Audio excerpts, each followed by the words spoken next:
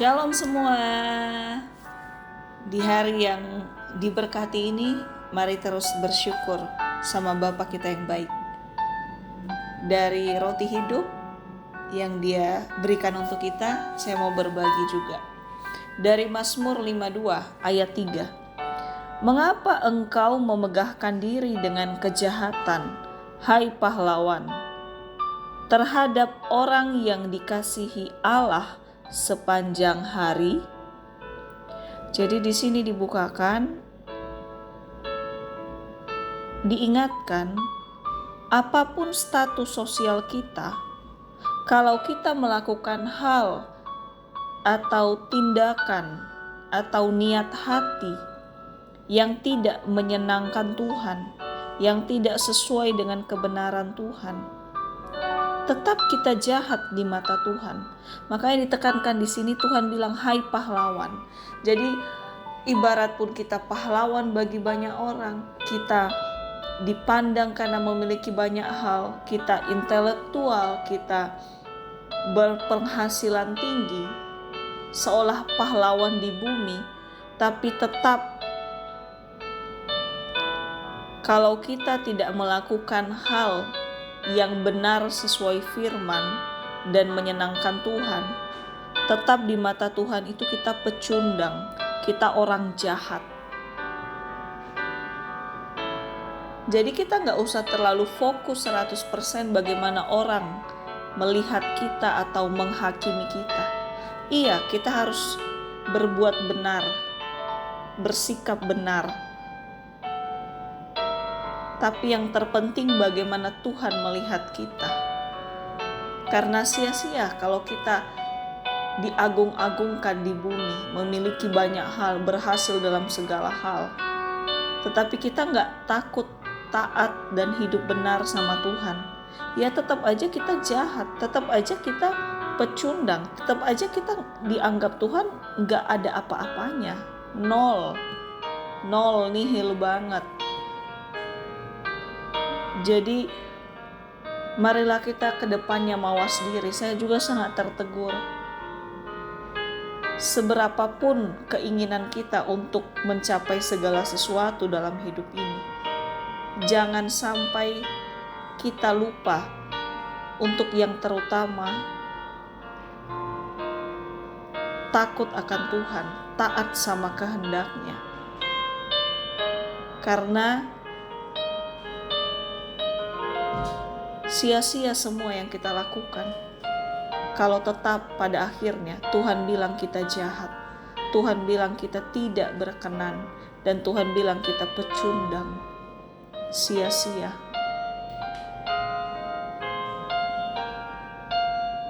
Karena pengagungan dari bumi hanya sebatas di bumi, yaitu orang-orang. Tapi sampai selama-lamanya kita akan diagungkan, kita akan dielu-elukan, bahkan oleh malaikat, kalau kita tetap mau hidup di dalam takut akan Tuhan. Itulah harta terbesar kita. Barulah layak kita dipanggil pahlawan versi Tuhan. Kalau kita berjuang, hidup di dalam takut akan Tuhan, hidup di dalam kebenaran, hidup di dalam segala yang menyenangkan hati Tuhan. Memang berproses, tidak ada yang instan, tapi kita harus mau menuju ke sana. Minta Tuhan kekuatan supaya kita menjadi pahlawan yang berkenan di mata Tuhan, bukan hanya berkenan di mata dunia. Supaya tidak sia-sia apa yang kita miliki, apa yang kita lakukan selama di bumi, tetap dipandang berharga juga sama Tuhan. Amin. Ayat 4. Engkau merancangkan penghancuran, lidahmu seperti pisau cukur yang diasah. Hai engkau penipu. Wow, lebih seram lagi di sini ya. Jadi di sini diingatkan, bahkan kembali lagi dengan tegas, Tuhan akan sebut penipu bagi orang yang menipu Tuhan dengan berkedok perbuatan busuk. Wow, dalam banget ya. Karena di sini dibilang engkau merancangkan penghancuran. Lidahmu seperti pisau cukur yang diasah. Hai engkau penipu. Jadi sekalipun dunia gak tahu isi hati kita yang busuk, Tuhan tahu. Tuhan tahu apa yang kita rencanakan yang gak baik. Makanya Tuhan bilang, walaupun kita bisa bermanis lidah terhadap banyak orang, tapi Tuhan tahu isi hati kita.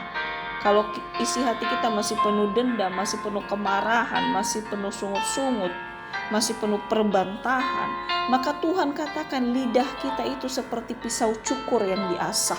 Wow, pisau cukur aja itu tajam kan? Tapi dibilang di sini diasah. Berarti apapun yang keluar dari bibir lidah kita, kalau hati kita busuk, tetap itu adalah busuk juga ucapan kita. Busuk juga apa yang kita perkatakan. Sekalipun seolah kita mengagungkan Tuhan, sekalipun seolah kita bersaksi kebaikan Tuhan, tapi kalau hati kita busuk, tidak takut akan kebenaran, maka yang dihasilkan oleh anggota tubuh kita yang lain itu tetap busuk di hadapan Tuhan. Dan terutama Tuhan bilang di sini lidah, karena kalau secara dunia lidah tak bertulang, gampang banget dibolak-balikan. Tapi Tuhan di sini bilang tajam banget kebusukanmu seperti pisau cukur yang diasah.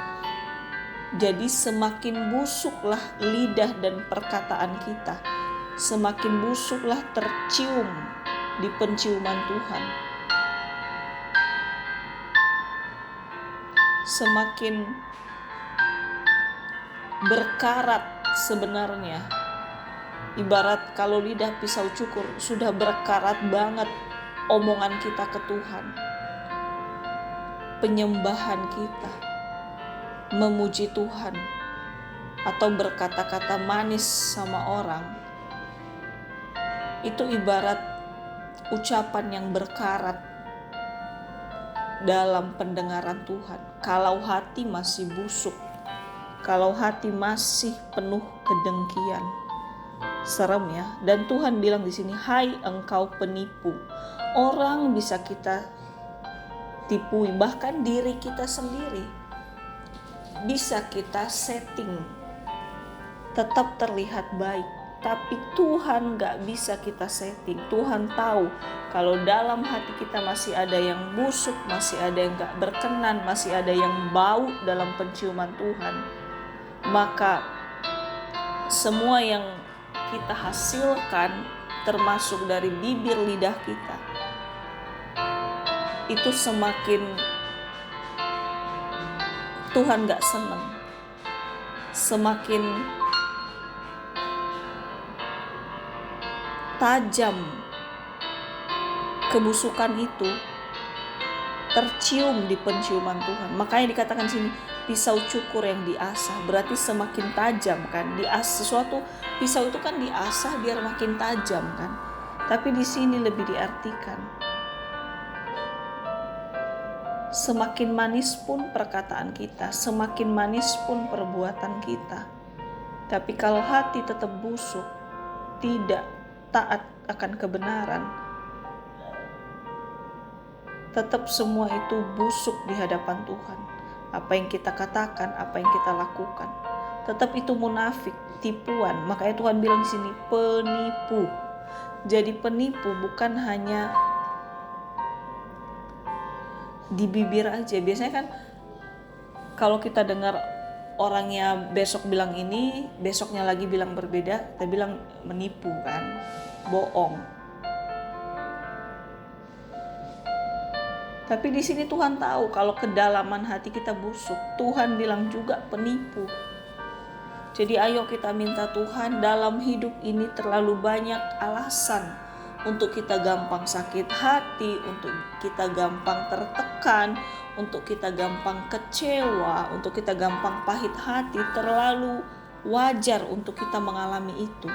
Tapi ayo jangan sampai kita dicap penipu sama Tuhan. Jangan sampai lidah kita ini bau busuk di hadapan Tuhan.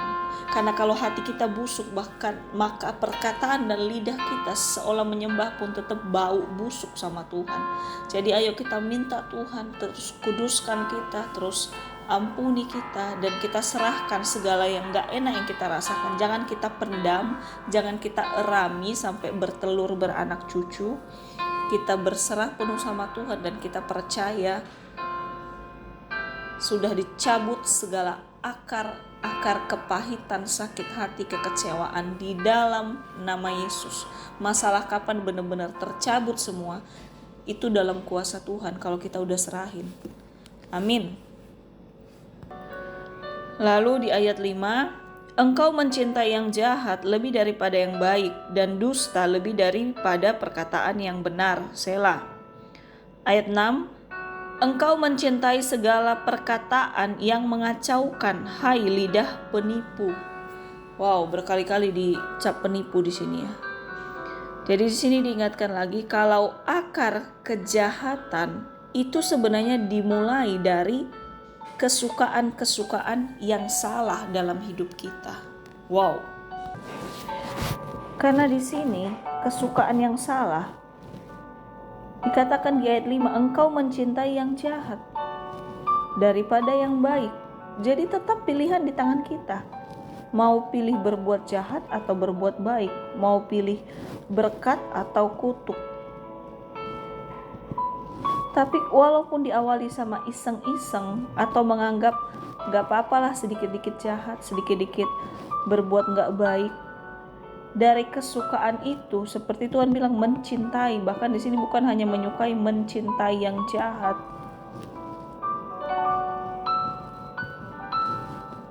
Mencintai dusta, suka bohong. Dari situlah dosa terbentuk. Dari kesukaan kita yang salah, dan makin digodai dan dirongrong sama si jahat lah kalau kita udah melakukan hal yang menyimpang tadi. Dan ayat 6 makin ditekankan, engkau mencintai perkataan yang mengacaukan, hai lidah penipu. Jadi kita hati-hati banget dalam hal-hal apa yang kita senangi di hidup ini. Kita boleh punya hobi, kita boleh punya kebiasaan, tapi biarlah kebiasaan yang positif dan benar, apalagi jangan pernah bertentangan dengan kebenaran firman. Jelas lidah dusta atau berbohong, jelas melakukan yang jahat, jelas perkataan yang mengadu domba, itu jelas-jelas tidak sesuai kasih dan kebenaran Tuhan. Jadi ujung-ujungnya bukan hanya ujung-ujungnya duit, UUD, no. Ujung-ujungnya dosa juga, UUD juga. Ya, lebih suka melakukan yang jahat, lebih suka berbohong, lebih suka menggosipkan untuk menjelek-jelekkan orang. Itu kan perkataan yang mengacaukan juga. Jadi orang yang mendengar malah makin membumbui gosip itu pada belum tentu benar. Itu dari kebiasaan juga. Jadi kebiasaan bergosip, suka bohong, suka menjahati orang. Itu adalah akar dari dosa juga, dan ujung-ujungnya jatuh ke dalam dosa. Berbagai-bagai pencobaan juga akhirnya. Jadi ayo kita jaga apapun yang menjadi, mungkin kita gak bisa sama ratakan semua orang, karena background tiap orang berbeda-beda. Dia lahir di mana, di kota mana, dalam keluarga mana, dia biasa diperkenalkan tentang apa sejak kecil, berbeda-beda. Tapi setelah kita kenal Tuhan, sedikit demi sedikit tahu kebenaran, ayo kita harus punya saringan yang jelas dalam kebiasaan dan kesukaan kita. Jangan karena di sekitar kita melumrahkan berbohong dikit-dikit itu biasa, kita jangan terbawa juga. Bohong ya bohong. Jangan karena di sekitar kita suka bergosip, bahkan uh, menghasilkan percakapan yang mengadu domba orang, jangan kita juga ikut melakukan itu. Jangan juga kita terbiasa, bahkan kalau terbiasa ikut-ikutan, lama-lama kita jadi suka ngelakuin hal itu. Apalagi berbuat jahat. Jangan karena di sekitar kita orang membalas kejahatan dengan kejahatan. Orang terdekat kita, keluarga kita pun kita lihat membalas kejahatan dengan kejahatan. Ya, kita nggak boleh ikut-ikutan di situ, karena itu nggak sesuai kebenaran.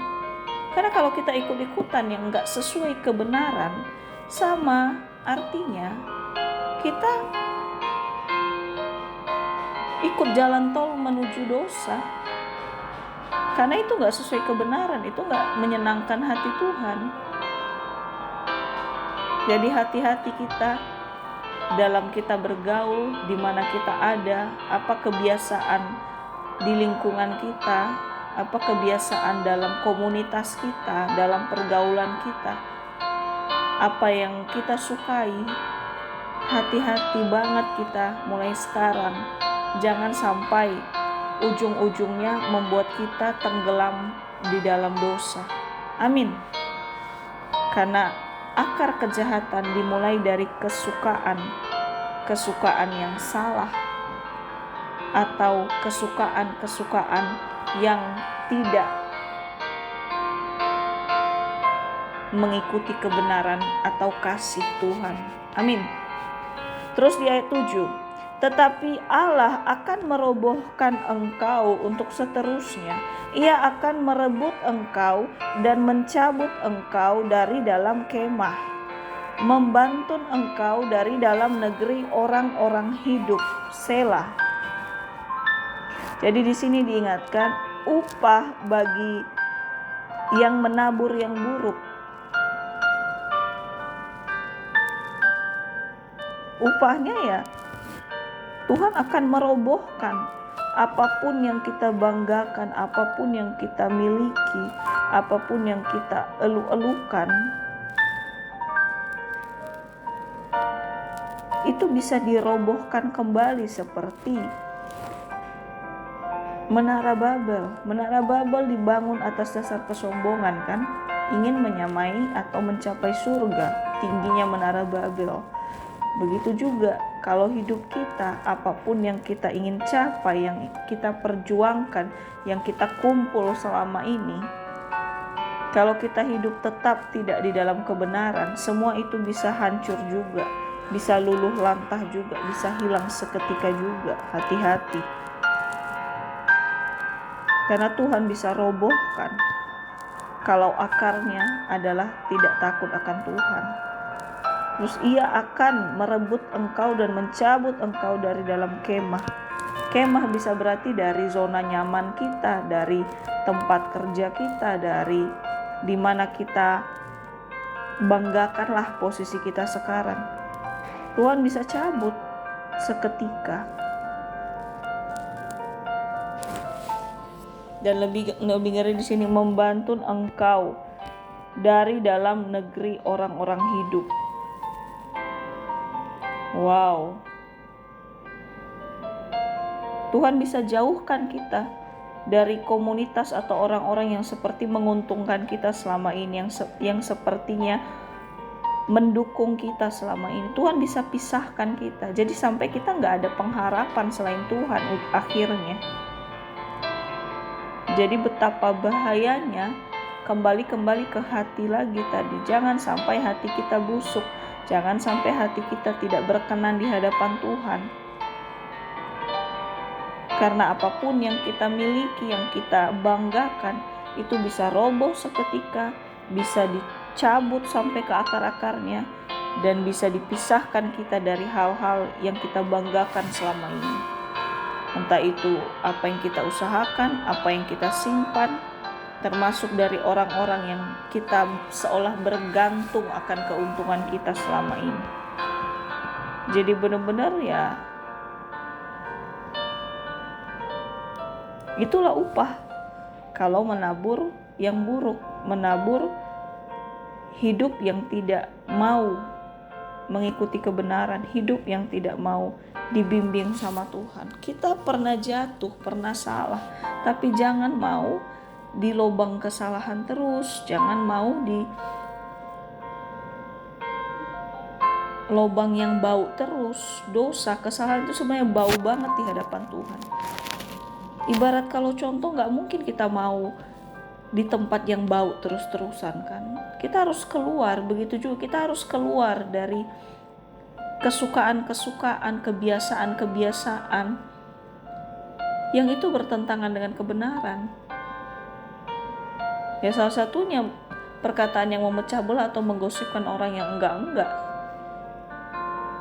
atau dendam, atau dengki, atau berniat jahat melakukan apa yang jahat sama orang.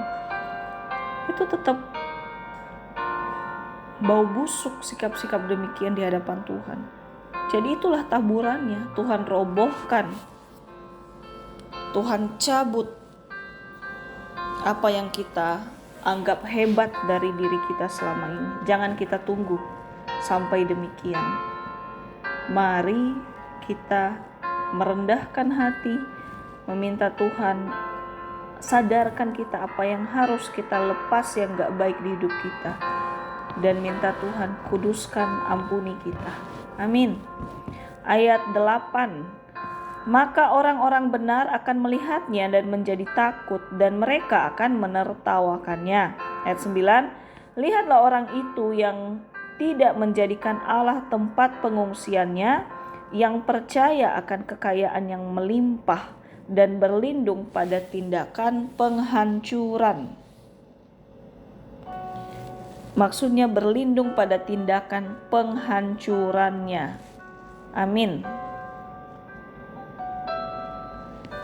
Jadi di sini diberikan pengertian, inilah kelalaian orang yang lebih mentuhankan kejahatan atau dosa, yang lebih hobi melakukan yang jahat, yang lebih menganggap biasa aja berbuat jahat, berbuat dosa. Gak ada orang yang tidak pernah jatuh dalam dosa. Tapi jangan juga kita anggap biasa aja berbuat dosa. Tetap kita harus gemetaran, malah minta ampun sama Tuhan supaya Tuhan tolong kita tinggalin itu. Tapi jangan kita anggap biasa aja. Jangan kita, karena kita manusia wajar berbuat dosa. Bukan wajar. Tidak boleh wajar sebenarnya. Maksudnya karena kita manusia bisa saja jatuh dalam dosa. Tapi jangan kita anggap itu wajar, itu biasa. Enggak, tetap kalau kita anggap dosa, hal-hal jahat itu biasa, berarti kita mentuhankan, kita mengagungkan, menyembah dosa itu sendiri. Bukan menyembah Tuhan. Kalau kita menyembah Tuhan, kita jijik juga sama dosa walaupun kita udah melakukannya misalnya. Karena kita sempat terbodohkan, sempat lalai. Tapi kita nggak boleh anggap kesalahan dan dosa itu wangi di hidup kita. No, itu tetap bau busuk yang kita harus bergumul sampai benar-benar terlepas, dan Tuhan tolong lepaskan kita dari situ.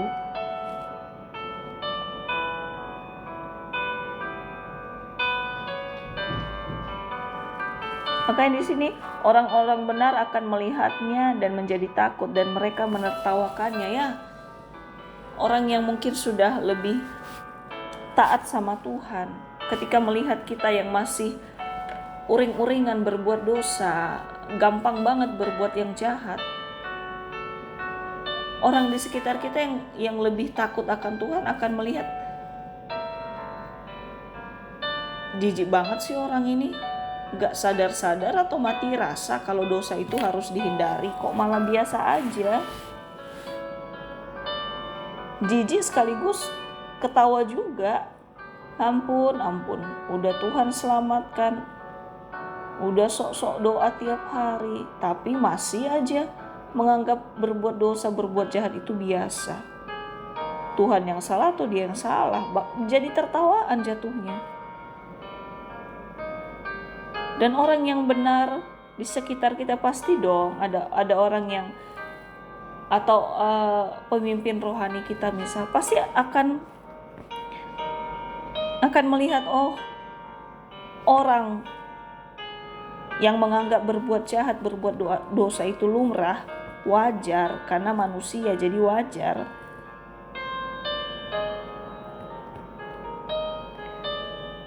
Akan menjadi cibiran. Makanya di ayat 9, lihatlah orang itu yang tidak menjadikan Allah tempat pengungsiannya, yang percaya akan kekayaannya yang melimpah dan berlindung pada tindakan penghancurannya, akan jadi tertawaan. Walaupun kita masih kondisi berkeadaan, kaya, punya banyak hal, semua terasa stabil, tapi akan menjadi tertawaan oleh orang-orang yang hidup lebih takut akan Tuhan, diketahui juga sama si iblis. Oh, mampus kamu, makin jatuh dalam dosa.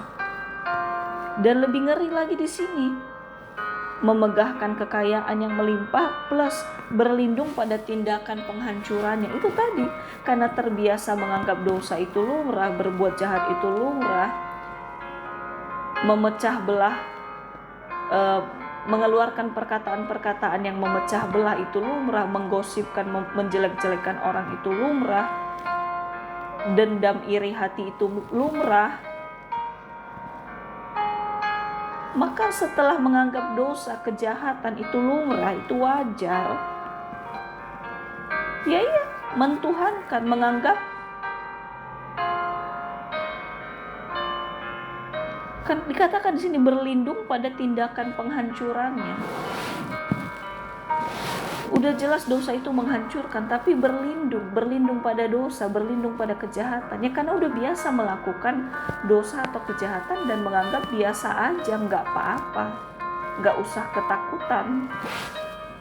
Apalagi dengan mengatakan Tuhan udah mati kok buat kita, buat semua dosa kita. Jadi kita berbuat dosa pun gak apa-apa, Tuhan udah tebus. No, gak kayak gitu. Tuhan tahu mana yang benar-benar bertobat, mana yang masih membohongi Tuhan. Gak gitu. Jadi ini benar-benar tamparan buat kita semua. Ayo sama-sama setiap detik, setiap hari minta kepekaan melalui kebenaran firman-Nya. Makanya kita harus terus mendengarkan kebenaran, membaca kebenaran firman-Nya, merenungkan bahkan supaya kita bisa peka untuk hal-hal yang berbau busuk, yang tidak menyenangkan Tuhan, dosa, kejahatan, supaya kita jijik pada hal itu, gak mau jatuh lagi, gak mau melakukannya lagi. Jangan kita punya mental itu biasa, karena kita manusia itu biasa berbuat dosa, biasa punya hati yang jahat. No, ayo sama-sama kita jaga terus hidup kita. Yang kita tuhankan hanyalah Tuhan kita yang baik, bukan dosa dan kejahatan. Karena kalau menganggap berbuat dosa, memiliki hati yang jahat, sikap yang jahat itu wajar, ya sama aja kita menyembah dosa itu sendiri. Dan upah dosa adalah maut. Masa kita membuat diri kita jatuh ke dalam maut sendiri? Tuhan aja mati buat kita untuk kita selamat dan hidup. Masa kita sia-siakan kematian Tuhan, pengorbanan Tuhan yang luar biasa buat kita? Ayo berjaga-jaga selalu. Amin. Terus di ayat 10. Tetapi aku ini seperti pohon zaitun yang menghijau di dalam rumah Allah. Aku percaya akan kasih setia Allah untuk seterusnya dan selamanya. Di sini diingatkan, iman kita yang semakin bertumbuh dan berbuah lebat menjadi dasar yang kuat, yang kokoh, supaya kita tetap di dalam takut akan Tuhan. Amin. Jadi kembali iman timbul dari pendengaran, dan pendengaran akan firman Tuhan. Jadi apapun kondisi kita, enak gak enak, ngantuk gak ngantuk, tertarik gak tertarik, ayo kita sempatkan mendengar kebenaran. Bisa melalui media sosial, YouTube, Facebook, rekaman. Begitu juga merenungkan firman Tuhan. Harus terus kita isi hidup kita setiap hari dengan kebenaran, supaya iman kita bertumbuh, supaya takut kita, taat kita akan Tuhan semakin kuat, Karena Tuhan kan gak bisa kelihatan secara jasmani. Kalau bukan karena iman, kita gak akan takut akan Tuhan. Kalau iman kita gak kita pupuk, gak kita kuatin, apa dasarnya kita bilang kita kuat takut dalam Tuhan? Gak mungkin. Pasti didasari iman dulu, karena tidak kelihatan kan Tuhan kita. Bahkan firman-Nya kalau kita gak renungkan, kita imani, ya emang kalau logikanya emang huruf punya kuasa kan? Firman-Nya tertulis dalam bentuk huruf, kata, kalimat. Tapi karena kita imani kumpulan huruf-huruf itu, kumpulan kata kalimat itu, barulah di situ kita mau ikut dalam kehendak Tuhan dan menerima apa yang Tuhan janjikan dan tahu juga apa yang Tuhan mau. Jadi ayo kita kuatkan terus iman kita, karena itu dasar segala dasar. Bukan masalah dasar supaya kita terima janji Tuhan, no. Tapi dasar supaya kita tetap mau taat sama Tuhan, diawali dari iman kita. Mau taat sama Tuhan, barulah mau melakukan perintahnya dengan kekuatan dan pertolongan Tuhan. Amin. Ayo terus kita pupuk iman kita, terus kita jaga, jangan semakin loyo, semakin layu, terus kita tambah lagi kekuatannya, tambah lagi pertumbuhannya, supaya semakin kuat, berakar kuat, punya dasar yang kuat. Jadi apapun kondisi yang bisa terjadi, kalau akar iman kita itu kuat, maka kita juga tidak akan lepas dari Tuhan, dari terus bergantung sama Tuhan. Kalau iman kita dulu, akar iman kita dulu itu sudah benar-benar kuat. Karena kalau akar iman kita gak kuat, bagaimana bisa kuat kembali lagi setiap saat mendengar kebenaran? Itulah yang menguatkan iman kita semakin kokoh. Kalau akar iman kita gak kokoh, ya bohong banget kita bilang kita taat dan kita mengandalkan Tuhan. Karena tetap dasar awal mengandalkan Tuhan, karena kita imani, karena kita percaya Tuhan adalah Tuhan maha segala-galanya dalam hidup kita. Jadi ayo punya iman yang semakin kuat, semakin kokoh, dengan mendengar kebenarannya setiap saat dalam hidup kita. Amin. Ayat 11. Aku hendak bersyukur kepadamu selama-lamanya, sebab engkaulah yang bertindak. Karena namamu baik, aku hendak memasyurkan di depan orang-orang yang kau kasihi. Ini bisa diartikan, ayo terus kita bersyukur, karena bersyukur adalah wujud kita bersuka karena Tuhan. Amin. Makanya Tuhan ada bilang di firman-Nya kan, bersukacitalah dahulu, maka Tuhan akan memberikan apa yang kamu inginkan. Bukan terima dulu yang kamu harapkan baru kamu bersukacita, no. Karena Tuhan tetap mau melihat iman kita, hati kita yang bersuka karena Tuhan. Tidak mungkin hati kita bersuka kalau tidak didasari iman, kan? Makanya diulang di sini, aku hendak bersyukur kepadamu selama-lamanya. Jadi bisa diartikan, aku terus happy hatiku karena ada Tuhan di hatiku. Itu artinya kita bersyukur. Kita bersyukur karena ada Tuhan di hidup kita. Itu sebenarnya dasar kita bersyukur. Bukan ada jawaban doa, apa yang kita harapkan tercapai, kita naik level, duit bertambah, bisa keliling kota-kota atau luar negeri. No, itu hanya kepuasan dunia. Tapi tidak ada alasan kita tidak bersyukur di hidup ini. Kita bersyukur karena ada Tuhan di hidup kita. Kalau kita sempat down, sempat jatuh, sempat lemas, ayo ingatkan lagi roh kita, ada Tuhan loh. Ayo bersuka, ayo bersyukur. Ada Tuhan yang bisa hibur kita, ada Roh Kudusnya di hidup kita yang bisa hiburkan hati kita yang mungkin sedang sedih atau tertekan. Karena di sini setelah bersyukur, janjinya, sebab engkaulah yang bertindak karena namamu baik. Aku hendak memasyurkan di depan orang-orang yang kau kasihi. Dan ketika kita bisa bersyukur sungguh-sungguh sama Tuhan, tetap senang hati kita karena ada Tuhan di hidup kita. Ya cepat orang di sekitar kita akan lihat, wow, ada yang berbeda dari orang ini. Dia tetap tenang, dia tetap mengucap syukur walaupun keadaannya lagi gak enak, walaupun keadaannya lagi lebih gak seberuntung kita mungkin. Kalau orang-orang lihat maksudnya, apalagi orang yang gak kenal Tuhan. Jadi memang Tuhan bisa dikenal dari karakter atau dari sikap kita. Orang gak mau dengar Tuhan itu satu-satunya Tuhan yang rela mati. No.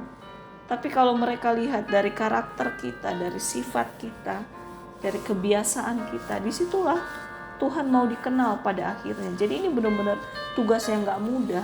Karena kita hidup di dalam daging kita juga. Gak mudah untuk benar-benar hidup di dalam kebenaran atau sifat-sifatnya Tuhan.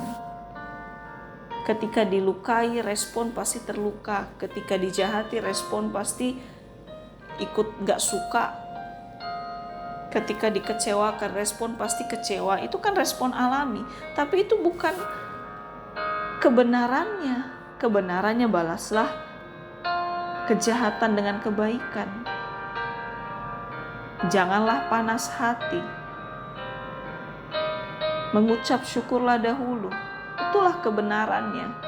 Jadi gak ada cara lain supaya hidup kita bisa benar, iman kita bisa benar, ya melalui kita kasih telinga kita, mata kita di dalam mendengar atau menonton khotbah tentang kebenaran intinya. Jadi benar-benar dibukakan di sini. Dasar kita bersyukur sama Tuhan, selalu bersyukur apapun keadaannya. Karena kita bersuka ada Tuhan, Roh Kudusnya di hidup kita. Kita gak pernah sendiri, sekalipun secara jasmani fisik lagi sendiri. Kita tidak pernah sendiri. Bersukalah kita karena ada Tuhan di hidup kita. Itulah dasar kita bersyukur selalu setiap saat. Masalah silih berganti, enak gak enak bisa seperti gelombang laut. Kadang naik kadang turun gelombang lautnya. Tapi it's okay. Ayo kita berselancar di dalam iman yang semakin teguh. Berselancar di dalam mengucap syukur yang semakin murni di hadapan Tuhan. Tetap semangat selalu. Tuhan Yesus memberkati. Haleluya. Amin.